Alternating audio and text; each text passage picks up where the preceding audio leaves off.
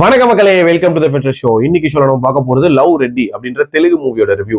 இந்த படம் பாத்தீங்கன்னா அமேசான் பிரைம் ஓடிடி ஆப்ல அவைலபிளா இருக்கு, தமிழ் டப்பிங்லயுமே அவைலபிளா இருக்கு. இந்த படம் ஒரு ஒன் சைட் லவ் டிராமா அப்படின்ற மாதிரி தான் பெரும்பாலான போர்ஷன் போகும் அப்படின்னே சொல்லலாம். ஆக்சுவலி இந்த படத்தோட ஹீரோவான நாராயண ரெட்டிக்கு பாத்தீங்கன்னா அவங்க வீட்டுல ஏகப்பட்ட வரன் பார்ப்பாங்க. பட் எதுவுமே இவருக்கு பிடிக்கவே பிடிக்காது அப்படின்னே சொல்லலாம். ஏகப்பட்ட டைம் பொண்ணு பார்க்க போயிட்டே இருப்பாங்க. அந்த மாதிரியான ஒரு சிச்சுவேஷன்ல தான் இவர் திவ்யா அப்படின்ற ஒரு பொண்ணை யதார்த்தமா சந்திக்கிறாரு. அந்த பொண்ணுக்கும் இவருக்கும் ஒரு விதமான ஃப்ரெண்ட்ஷிப் அப்படின்றது உண்டாகுது.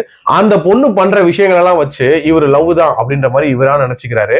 பட் உண்மையிலேயே அந்த பொண்ணு லவ் பண்ணிச்சா, அந்த பொண்ணுக்கு என்ன பிரச்சனை, அண்ட் டுவர்ட்ஸ் தி எண்ட் இவங்க லவ் சேர்ந்துச்சா இல்லையா அப்படின்றத இந்த படத்தோட கதை. இந்த படத்தோட ப்ரொமோவை உங்கள நிறைய பேர் பார்த்திருக்கலாம்.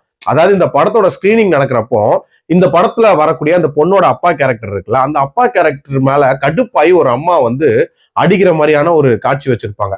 அது செட்டப்பா இல்ல உண்மையிலேயே நடந்ததா அப்படின்றது தெரியல.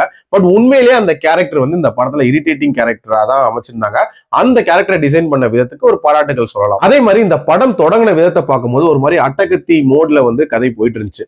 அந்த மாதிரியான ஒரு கதையா இருக்கும் அப்படின்னு எதிர்பார்த்துட்டு இருக்கும் போது ஒரு கட்டத்துக்கு மேல ஒரு மாதிரி சீரியஸ் மோட்குள்ள கதை போயிடும் அப்படின்னே சொல்லலாம். அண்ட் டுவர்ட்ஸ் தி எண்ட் அந்த இம்பாக்ட் அப்படின்றதுமே ஓரளவுக்கு நல்லாவே இருந்துச்சு அப்படின்னே சொல்லுவேன். டியூரேஷன் வைஸ் பாத்தீங்க அப்படின்னா அரௌண்ட் 2 hours இருக்கக்கூடிய ஒரு மூவி தான். ரொம்ப பெரிய படம்லாம் இல்ல.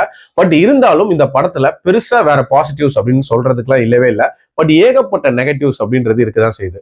ஃபர்ஸ்ட் திங், இந்த படத்துல இவங்க ஜென்ரேட் பண்ண அந்த ஹியூமர் அப்படின்றதே ஒரு மாதிரி சென்ஸ்லெஸ் ஹியூமரா இருந்துச்சு அப்படின்னே சொல்லலாம். அதாவது இவர் பொண்ணு பார்க்க போறாரு, அந்த பொண்ணுங்க அசிங்கமா இருக்கிறத வச்சு கிண்டல் பண்றது அப்படின்ற மாதிரியான காட்சிகள்லாம் இருந்துச்சு. ஸோ இந்த மாதிரியான பாடி ஷேமிங் அப்படின்றதெல்லாம் இப்ப தவிர்த்துட்டு வராங்க. பட் இவங்க இதை குளோரிஃபை பண்ணி எடுத்திருக்காங்க. அது கண்டிப்பா வரவேற்கத்தக்கது அல்ல. அதே மாதிரி இனிஷியலா இவங்களோட லவ்ல இருக்கக்கூடிய பிரச்சனைகள் அப்படின்ற மாதிரி சில பிரச்சனைகளை காட்டுவாங்க. அதுவுமே ரொம்ப ஃபோர்ஸ்ஃபுல்லா திணிச்ச மாதிரியான ஒரு ஃபீல் அப்படின்றதுமே இருந்துச்சு. ஆல்சோ இந்த படத்தோட ப்ரொடக்ஷன் வேல்யூஸ் அப்படின்றது கண்டிப்பா பெட்டரா இருந்திருக்கலாம். இன்ஃபேக்ட் கிளைமேக்ஸ்ல அது ட்ரிகர் பண்ண வேண்டிய எமோஷன் அப்படின்றது இந்த ப்ரொடக்ஷன் வேல்யூனாலே ரொம்ப சுமாரா தெரிஞ்சிச்சு அப்படின்னே சொல்லுவேன். ஓவரால் ரொம்பவே பிலோ பாரா எடுக்கப்பட்ட ஒரு லவ் டிராமா தான். டைம் இருந்தா வேணா ட்ரை பண்ணி பாருங்க.